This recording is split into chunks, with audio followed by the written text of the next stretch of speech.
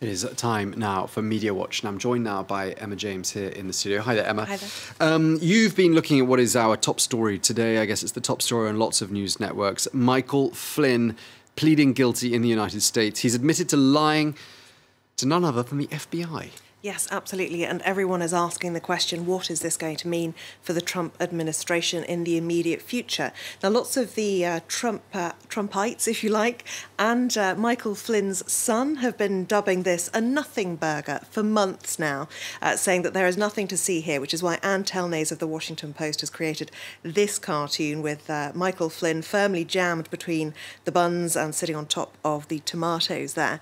However, what we know now is that no one can discuss this in terms of being a nothing burger. Politico has written an article talking about the number of times that Trump really went out of his way to defend Michael Flynn. Even after he had resigned from his post, he was only the National Security Advisor for 24 days, a very, very short tenure indeed.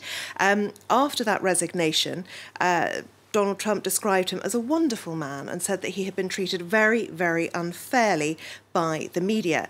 Donald Trump also had tweeted this, that Mike Flynn should ask for immunity and that this is a witch hunt, excuse for big election loss by media and Democrats of historic proportion. That was what he said on the 31st of March this year.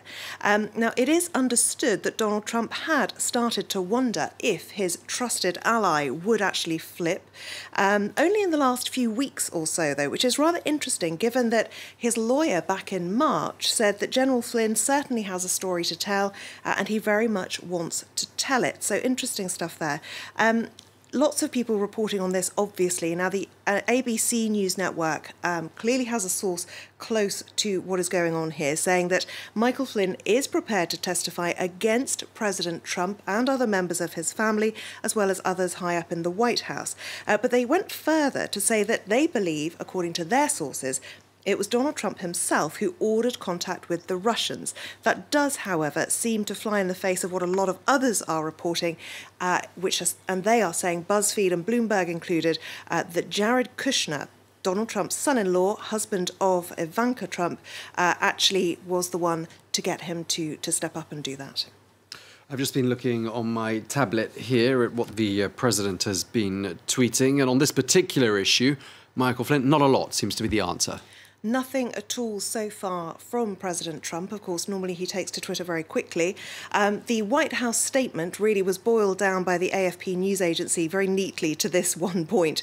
The White House plays down Flynn's role, describes him as an Obama official, because he did serve 2 years under President Obama as the director of the Defense Intelligence Agency before he was then forced out.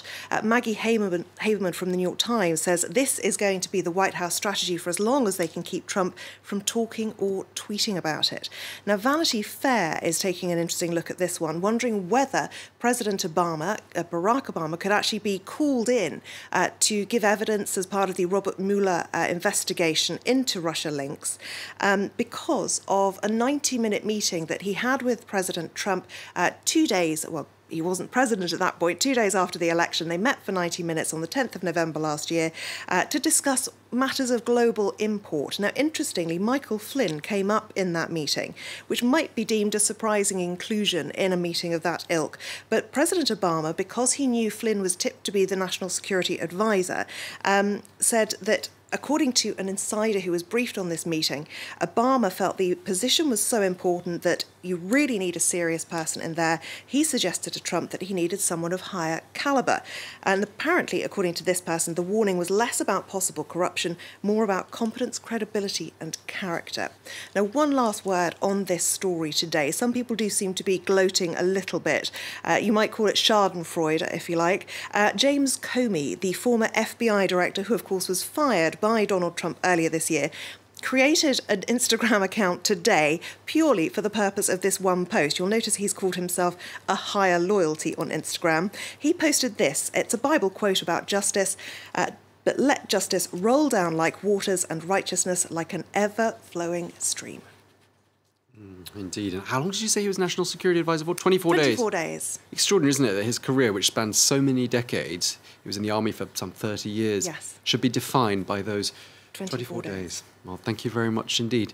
For today's edition of Media Watch, that was Emma James.